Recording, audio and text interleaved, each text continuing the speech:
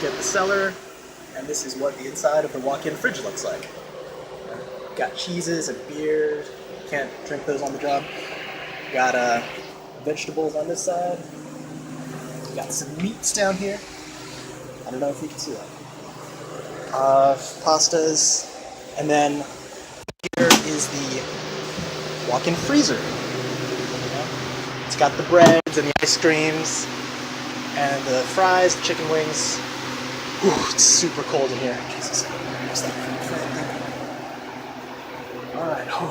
I really don't want to stay in here for much longer.